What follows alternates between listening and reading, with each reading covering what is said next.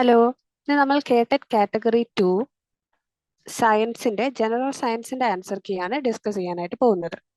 Okay, നമുക്ക് ഓരോ questions ആയിട്ട് നോക്കാം. So next slide.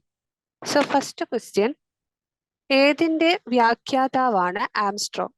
ആംസ്ട്രോങ് നമ്മൾ കേട്ടിട്ടുള്ളതാണ്, ടീച്ചിങ് മെത്തഡോളജിയിൽ നമ്മൾ പരിചയപ്പെട്ട ഒരു പേരാണ്.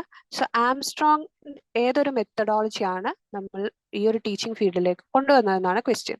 അപ്പൊ അവിടെ ഓപ്ഷൻസ് ഉണ്ട്. അതിൽ കറക്റ്റ് ഓപ്ഷൻ ഏതാണ് വരുന്നത്? ഡയറക്റ്റ് ക്വസ്റ്റ്യൻ ആണ്. ഹ്യൂറിസ്റ്റിക് മെത്തേഡാണ് ആംസ്ട്രോങ്ങിന്റെ മെത്തേഡായിട്ട് വരുന്നത്. Next question, who wrote the book Genera plant? Okay, അപ്പൊ ജനേറ പ്ലാന്റ് എന്ന് പറയുന്ന ബുക്ക് എഴുതിയത് കാർലസ് ലിനേയസ്. ടാക്സോണമിയിൽ നമ്മൾ പഠിച്ചതാണ്.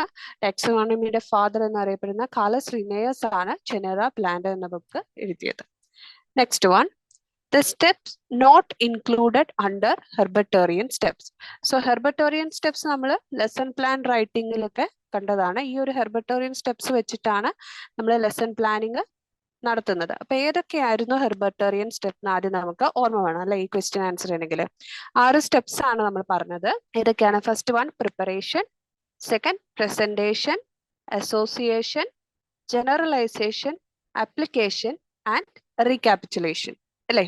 അപ്പൊ ഇതിൽ ചോദിച്ചിരിക്കുന്നത് ഹെർബർട്ടേറിയൻ സ്റ്റെപ്സിൽ ഉൾപ്പെടാത്തത് ഏതാണെന്നാണ്. അപ്പൊ അതിൽ വരുന്നത് ഓപ്ഷൻ ബി, ഡെവലപ്മെന്റ് ആണ് വരിക.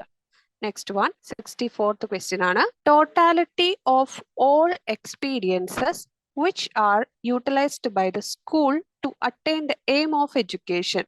അതായത് വിദ്യാഭ്യാസ ലക്ഷ്യങ്ങൾ സാക്ഷാത്കരിക്കുന്നതിനായി വിദ്യാലയം പ്രയോജനപ്പെടുത്തുന്ന മൊത്തം അനുഭവങ്ങൾ ചേർന്ന രൂപം. നമ്മൾ കരിക്കുലത്തിന്റെ ഡെഫിനിഷനിൽ പഠിച്ചാണ്. ആർതർ കണ്ണിങ്ഹാമിന്റെ കരിക്കുലം ഡെഫിനിഷനിൽ തന്നെ നമ്മൾ കണ്ടതാണ്. ഒരു കുട്ടിക്ക് വിദ്യാലയത്തിൽ നിന്നും കിട്ടുന്ന മൊത്തം അനുഭവങ്ങളെ നമ്മൾ കരിക്കുലം എന്ന് പറയും അല്ലെ. അപ്പൊ കരിക്കുലവും സിലബസും നമ്മൾ കൺഫ്യൂഷൻ ആവരുത്. സിലബസ് എന്ന് പറയുന്നത് ആ ഒരു സബ്ജക്ട് ഏരിയ മാത്രമാണ്. അപ്പൊ ഇവിടെ ടോട്ടൽ എക്സ്പീരിയൻസ് എന്ന് പറഞ്ഞതുകൊണ്ട് കരിക്കുലമാണ് ആൻസർ വരിക. Next one, which of the following is the strongest 65th question ആണ്. How many electrons are present in M shell of an element with atomic number 20. Okay, so ആറ്റംസിന്റെ ഷെല്ലും അതിൽ എത്ര ഇലക്ട്രോൺ ഉണ്ടെന്നാണ് ചോദിച്ചിരിക്കുന്നത്. അപ്പോൾ ഒരു ആറ്റത്തിന് ഉണ്ടാവുന്ന ഷെല്ലുകൾ നമ്മൾ KLM&N ഷെല്ലുകളായിട്ട് പറഞ്ഞിട്ടുണ്ട് അല്ലെ. അതിൽ നമുക്കൊരു ഇക്വേഷൻ ഉണ്ടായിരുന്നു. ഓരോ ഷെല്ലിലും ഉണ്ടാവുന്ന ഇലക്ട്രോൺ നമ്പർ കാണാനുള്ള ഇക്വേഷൻ 2n² ആണ്. 2 ഇൻറ്റു നമ്പർ ഓഫ് ഷെല്ലിന്റെ സ്ക്വയർ അല്ലെ. അപ്പൊ ഇവിടെ നമ്മളോട് ചോദിച്ചിരിക്കുന്നത് M ഷെല്ലാണ്. M ഷെൽ എന്ന് പറയുന്നത് എത്രാമത്തെ ഷെല്ലാണ്? KLM എന്ന ഷെല്ലിന്റെ ഓർഡർ നോക്കുമ്പോൾ M ഷെല്ല് 3ാമത്തെ ഷെല്ലായിട്ട് വരും അല്ലെ. അപ്പൊ ഈ ഒരു ഇക്വേഷനിൽ നമ്മൾ ഇടുമ്പോൾ 2 into n², that is 2 into 3² ഇടുമ്പോൾ ആൻസർ വരിക 18. അപ്പൊ ഓപ്ഷൻ ഡി 18 ആണ് ആൻസർ വരിക. Next one, which of the following is the strongest base? ഏതാണ് ഏറ്റവും സ്ട്രോങ്സ്റ്റ് ബേസ് എന്നാണ് ചോദിച്ചിരിക്കുന്നത്. ആൽക്കലി സ്വഭാവം കൂടിയത് ഏതാണ്? ഇവിടെ ഏതാണ് സബ്സ്റ്റൻസ് എന്ന് കൊടുത്തിട്ടില്ല, ജസ്റ്റ് pH വാല്യൂ ആണ് കൊടുത്തിരിക്കുന്നത്. pH വാല്യൂ പഠിച്ചപ്പോൾ നമ്മൾ കണ്ടതാണ്. pH വാല്യൂ 7 ആണെങ്കിലും ന്യൂട്രൽ ആണ്. 7ൽ കൂടുതലാകുമ്പോൾ അത് ബേസിക്കും 7ൽ കുറവാകുമ്പോൾ അസിഡിക്കുമാണ്. ഇവിടെ സ്ട്രോങ്സ്റ്റ് ബേസ് എന്ന് ചോദിക്കുമ്പോൾ pH വാല്യൂ ഏറ്റവും കൂടുതൽ ഏതാണ്? അതാണ് സ്ട്രോങ് ബേസ്. ഇവിടെ pH വാല്യൂ ഏറ്റവും കൂടിയ വാല്യൂ വരുന്നത് 13 ആണ്. സോ ഇവിടുത്തെ സ്ട്രോങ് ബേസ് ആയി വരുന്നത് pH 13 വരുന്ന ഓപ്ഷൻ സി ആണ്. Next question, which of the following has maximum number of atoms? Okay, number of atoms ആണ് ചോദിച്ചിരിക്കുന്നത്. എല്ലാം 18 gram ആണ് എല്ലാ സബ്സ്റ്റൻസും കൊടുത്തിരിക്കുന്നത്. ഏറ്റവും കൂടുതൽ ആറ്റം ഉള്ളത് ഏതിലാണെന്ന് കണ്ടെത്തണം. അപ്പോൾ എല്ലാം ഈക്വൽ വെയിറ്റിലായതുകൊണ്ട് നമുക്ക് വെയിറ്റിന്റെ കാര്യം നോക്കണ്ട. ഇനി നമുക്ക് ഓരോന്നിന്റെയും ഫോർമുല നോക്കാം. അപ്പോൾ first one, 18 gram of water, അതായത് H2O. അതിൽ എത്ര ആറ്റംസ് ആണുള്ളത്? 3 ആറ്റംസ് ആണ് വരുന്നത്. ഇനി O2 ആണെങ്കിൽ അതിൽ 2 ആറ്റംസ് അല്ലെ. CO2 ആണെങ്കിൽ 3 ആറ്റംസ്. CH4 ആകുമ്പോൾ അതിൽ 5 ആറ്റംസ് വരും. ഓപ്ഷൻ ഡി 18 gram ഓഫ് CH4ലാണ് മാക്സിമം നമ്പർ ഓഫ് ആറ്റംസ് വരുന്നത്. Okay, next question, the rRNA is produced in which place? അപ്പൊ നമുക്കറിയാം RNA സിന്തസിസ് ഒക്കെ നമ്മൾ കണ്ടതാണ്. സെൽസിൽ സെൽ ഓർഗനൽസ് കണ്ടപ്പോൾ നമ്മൾ കണ്ടതാണ് അല്ലെ. റൈബോസോമിൽ വെച്ചിട്ട് നമ്മൾ പ്രോട്ടീൻ സിന്തസിസ് ഒക്കെ നടത്തുന്നു എന്ന് പറഞ്ഞു. അതുപോലെ rRNA പ്രൊഡ്യൂസ് ചെയ്യുന്നത് എവിടെ വെച്ചിട്ടാണെന്നാണ് ക്വസ്റ്റ്യൻ. അപ്പൊ കൺഫ്യൂഷൻ ആക്കാൻ വേണ്ടി ഓപ്ഷൻ ബിയും സിയും കൊടുത്തിട്ടുണ്ട്, ന്യൂക്ലിയസും ന്യൂക്ലിയോളസും. ആൻസർ വരിക ന്യൂക്ലിയോളസ് ആണ്. ന്യൂക്ലിയോളസിൽ വെച്ചിട്ടാണ് RNA സിന്തസിസ് നടക്കുന്നത്. Next question, the test which determines what the students have not attained. അതായത് കുട്ടികൾ എന്തെല്ലാം നേടിയിട്ടില്ല എന്ന് നിർണ്ണയിക്കുന്ന ഒരു ടെസ്റ്റ് ഏതാണെന്നാണ് ചോദ്യം. അപ്പൊ അതിൽ ഓപ്ഷൻസ് നോക്കുക. Prognostic test, achievement test, diagnostic test and unit test. Achievement test അറിയാം, എന്തൊക്കെ അച്ചീവ് ചെയ്തിട്ടുണ്ട് എന്നാണ് നോക്കുക. യൂണിറ്റ് ടെസ്റ്റ് എന്ന് പറയുന്നത് ഒരു ഫോർമേറ്റീവ് അസസ്മെന്റിൽ വരുന്നതാണ്. ഡയഗ്നോസ്റ്റിക് ടെസ്റ്റ് നമ്മൾ എന്തിനാണ് ചെയ്യുന്നത്? ഒരു കുട്ടിക്ക് എന്തൊക്കെ കിട്ടിയിട്ടില്ല അല്ലെങ്കിൽ എന്തൊക്കെ പ്രോബ്ലംസ് ഉണ്ടെന്ന് കണ്ടെത്തുന്നതിന് വേണ്ടി ചെയ്യുന്നതാണ്. സോ ഇവിടെ നമ്മൾ കുട്ടികൾക്ക് എന്തെല്ലാം നേടിയിട്ടില്ല എന്ന് കണ്ടെത്തുന്ന ഒരു ടെസ്റ്റ് ഏതാണെന്ന് ചോദിച്ചാൽ നമുക്കത് diagnostic test. Okay, option C. Next one, the word pedagogy means. ഇപ്പൊ പെഡഗോഗി എന്ന ആ ഒരു പദത്തിന്റെ അർത്ഥമാണ് ചോദിച്ചിരിക്കുന്നത്. അപ്പൊ option C, to lead the child. Okay, അതിൽ നമ്മൾ കണ്ടതാണ് പെഡഗോഗി എന്ന് പറയുന്ന വേർഡ്. പെഡോസ്, അഗാഗോസ് രണ്ട് ടേംസ് ചേർന്നിട്ടാണ്. പെഡോസ് എന്ന് പറഞ്ഞാൽ ബോയ് ഓർ ചൈൽഡ് ആൻഡ് അഗാഗോസ് എന്ന് പറഞ്ഞാൽ leader. Okay, to lead the child, അതാണ് പെഡഗോഗി എന്ന വേർഡിന്റെ meaning. Next question, nitrifying bacteria. അപ്പൊ നൈട്രിഫൈയിങ് ബാക്ടീരിയ എന്ന് മാത്രമേ ക്വസ്റ്റ്യൻ ഉള്ളൂ. ഓപ്ഷൻസ് വായിക്കുമ്പോൾ നമുക്ക് മനസ്സിലാവും. നൈട്രിഫൈയിങ് ബാക്ടീരിയയുടെ ഫംഗ്ഷൻ, അതിന്റെ ധർമ്മം എന്താണെന്നാണ് ക്വസ്റ്റ്യൻ ചോദിച്ചിരിക്കുന്നത്. സോ നൈട്രിഫൈയിങ് ബാക്ടീരിയ നമ്മൾ കണ്ടതാണ്. എന്തായിരുന്നു നൈട്രിഫൈയിങ് ബാക്ടീരിയയുടെ ഫംഗ്ഷൻ ആയിട്ട് വരുന്നത്? അമോണിയ എന്നും നൈട്രേറ്റ്സ് ഉണ്ടാക്കുക, അതായത് നൈട്രജന്റെ വേറെ ഫോംസിനെ നൈട്രേറ്റ്സ് ആക്കി മാറ്റുകയാണ് ചെയ്യുന്നത്. So correct one, option D, oxidise ammonia to nitrates. Okay, next question, which characteristics of metal is used for making bells. Okay, അപ്പൊ മെറ്റൽസിന് ഡിഫറെന്റ് തന്നിരിക്കുന്ന ഒക്കെ മെറ്റൽസിന്റെ പ്രോപ്പർട്ടി തന്നെയാണ്. മാലിയബിലിറ്റി, ഡക്ടിലിറ്റി, കണ്ടക്ടിവിറ്റി, സോണോറിറ്റി ഒക്കെ മെറ്റൽസിന്റെ പ്രോപ്പർട്ടിയാണ്. ഇനി ബെൽസ് ആയിട്ട് നമ്മൾ മെറ്റൽ യൂസ് ചെയ്യുന്നത് അതിന്റെ ആ ഒരു സൗണ്ട് പ്രൊഡ്യൂസിങ് കപ്പാസിറ്റി ആണ്, that is sonority. So correct option A, sonority. Next question, Newton's first law of motion defines. ഇപ്പൊ Newton's first law of motion എന്താണെന്നല്ല ചോദിച്ചിരിക്കുന്നത്, ആ ഒരു ന്യൂട്ടൺസ് ഫസ്റ്റ് ലോ ഓഫ് മോഷനിലൂടെ എന്താണ് അവർ ഡിഫൈൻ ചെയ്യുന്നത് എന്നാണ് ചോദിച്ചിരിക്കുന്നത്. കുറച്ച് ഇൻഡയറക്റ്റ് ആയി വന്ന ക്വസ്റ്റ്യൻ ആണ്. ഫസ്റ്റ് ലോ ഓഫ് മോഷനിൽ ഡിഫൈൻ ചെയ്തിരിക്കുന്നത് ഇനേഷ്യ ആണ്. സോ ഓപ്ഷൻ എ, ഇനേഷ്യ. Next one, the join in the elbow is an example of hinge joint ആണ് വരുന്നത്. അതായത് നമ്മുടെ കൈമുട്ടിലെ സന്ധി. നമ്മൾ ജോയിന്റ്സ് പഠിച്ചപ്പോൾ പറഞ്ഞാണ് ഓരോ സന്ധിന്റെയും വർക്കിങ്സ് നോക്കിയാൽ നമ്മൾ അത് ഏത് ടൈപ്പ് ആണെന്ന് മനസ്സിലാവും. കൈമുട്ടിലെ സന്ധി അതായത് ഹിഞ്ച് ജോയിന്റ് എന്ന് പറയുന്നത് മൂവ്മെന്റ് ഇൻ ഓൺ വൺ പ്ലെയിനിലാണ് അല്ലെ. വൺ പ്ലെയിനിൽ മൂവ്മെന്റ് വരുന്നത് ഏതാണ്? ഹിഞ്ച് ജോയിന്റ് ആണ്. So option A, hinge joint. Next one, which of the following planet of solar system has the longest day. Solar സിസ്റ്റത്തിൽ പഠിച്ച ഒരു ഡയറക്റ്റ് ക്വസ്റ്റ്യൻ ആണ് വന്നത്. ഏറ്റവും ലോങ്സ്റ്റ് ഡേ ഉണ്ടാവുന്ന പ്ലാനറ്റ് ഏതാണെന്നത്. അതിന്റെ ആൻസർ വീനസ് ആണ്, അതായത് ശുക്രൻ.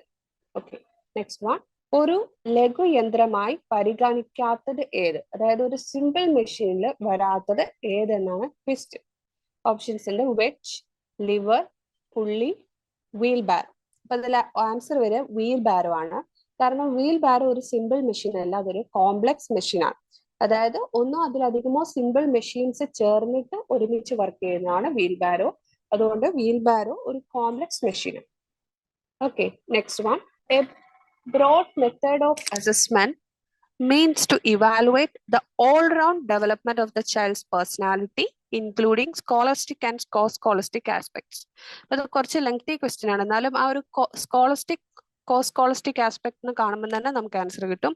അതായത് ഒരു കുട്ടിയുടെ പഠനപരവും അതുപോലെ പാഠ്യേതര പ്രവർത്തനങ്ങളെയും വിലയിരുത്തുന്ന ഒരു ടെസ്റ്റ്. അത് എന്തായാലും ഏതാ വരിക? നിരന്തര മൂല്യ നിർണയം, അതായത് കണ്ടിന്യൂസ് ആൻഡ് കോംപ്രിഹെൻസീവ് ഇവാലുവേഷൻ ആണ് വരിക. Next question, if the mass of a body is doubled and its velocity become half, the momentum of the body will dash. അതായത് മൊമെന്റം, മാസ് അതുപോലെ വെലോസിറ്റി തമ്മിലുള്ള റിലേഷൻഷിപ്പ് ആണ് ഇവിടെ ചോദിച്ചിരിക്കുന്നത്. അപ്പൊ ആദ്യം തന്നെ ഈ ഒരു ക്വസ്റ്റ്യൻ ആൻസർ ചെയ്യുമ്പോൾ നമുക്ക് ആ ഒരു ഇക്വേഷൻ വരണം. മൊമെന്റത്തിന്റെ ഇക്വേഷൻ P = mv, അതായത് momentum equal to mass into volume. അപ്പൊ ഇവിടെ ചോദിച്ചിരിക്കുന്നത്, ഇവിടെ നമ്മൾ മാസ് ഡബിൾ ചെയ്തു, വെലോസിറ്റി ഹാഫ് ചെയ്തു.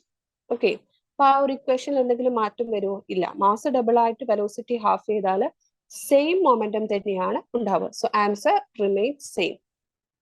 Next one, the earth summit in Rio de Janeiro was in the year.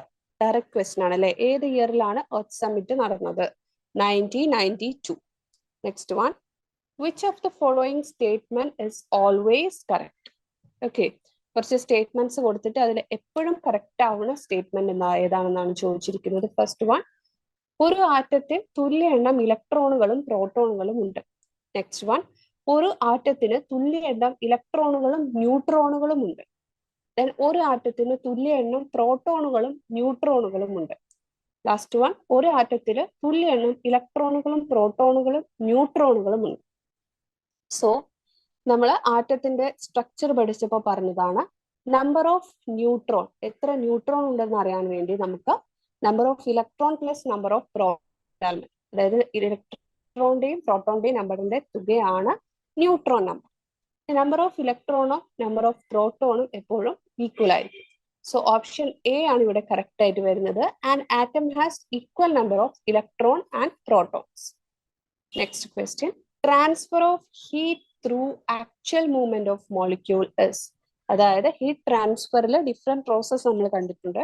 അതിൽ ആക്ച്വൽ മോളിക്യൂൾ മൂവ്മെന്റ് വഴിയുള്ള ഹീറ്റ് ട്രാൻസ്ഫർ നടക്കുന്നത് കൺവെക്ഷൻ മെത്തേഡ് വഴിയാണ്.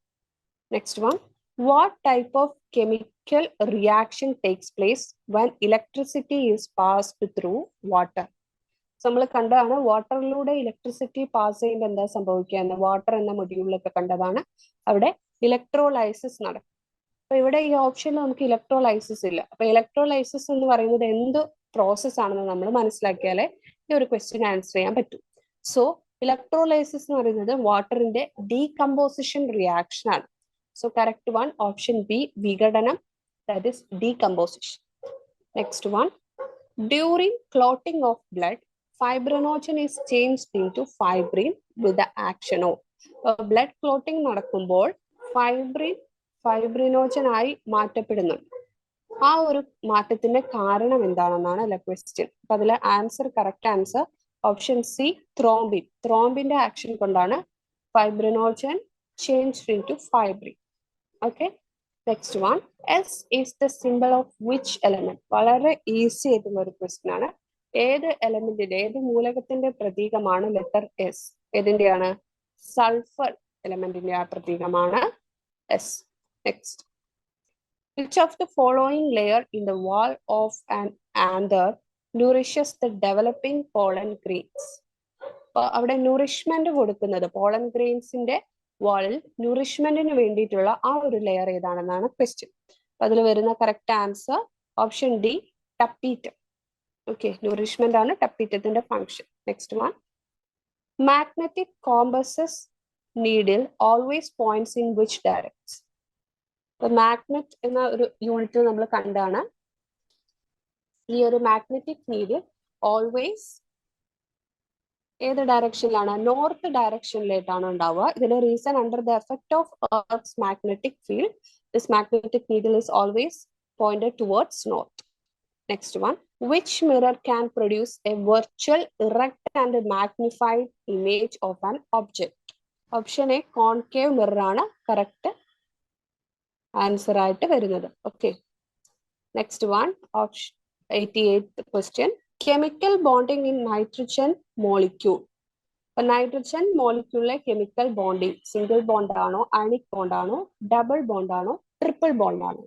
അപ്പൊ നൈട്രജൻ മോളിക്യൂൾ എപ്പോഴും എന്താണ്? ഒരു കോവാലന്റ് ബോണ്ട് ആണ് ഫോം ചെയ്യുക. അപ്പൊ അതിന്റെ വാലൻസി നമ്മൾ നോക്കുകയാണെങ്കിൽ നൈട്രജന്റെ വാലൻസി 5 ആണ്. അപ്പൊ അതിന് ഇനി ഒരു 3 ഇലക്ട്രോൺസും കൂടി കിട്ടണം. അതെങ്ങനെയാണ്? അവർ ഷെയറിംഗ് വഴിയാണ് നടക്കുന്നത്. അതുകൊണ്ട് അവിടെ ട്രിപ്പിൾ ബോണ്ട് ആണ് ഉണ്ടാവും. Next question, commercial unit of electrical energy. Electrical എനർജിയുടെ കൊമേഴ്ഷ്യൽ യൂണിറ്റ് ആണ്. നമുക്കറിയാം എനർജിയുടെ യൂണിറ്റ് ആണ് ജൂൾ, വാട്ട്, ഇതൊക്കെ. പക്ഷേ നമ്മളോട് ചോദിച്ചിരിക്കുന്നത് ഇലക്ട്രിസിറ്റിയുടെ കൊമേഴ്ഷ്യൽ യൂണിറ്റ് അതേതാണ്? Kilo watt hour. Kilo watt hour ആണ് ആൻസർ വരിക. Next question, last question, which of the following is not a fact? തന്നിരിക്കുന്നതിൽ ഒരു ഫാക്ട് അല്ലാത്തത്, അതായത് തെറ്റായ ഒരു സ്റ്റേറ്റ്മെന്റ് ഏതാണെന്നാണ് question. So option A, joule is a unit of energy, correct statement ആണ്. Aluminium is a metal, correct. Then proton is a positively charge particle, correct ആണ്. And oxides of metals are basic oxide. അതൊരു wrong statement ആണ്. Oxides of metals are acidic. So ഇത്രയും questions ആണ് നമുക്ക് general science category 2 എന്ന് വന്നിട്ടുള്ളത്. ഇതിന്റെ probable answers ആണ് നമ്മൾ ഡിസ്കസ് ചെയ്തത്. Thank you.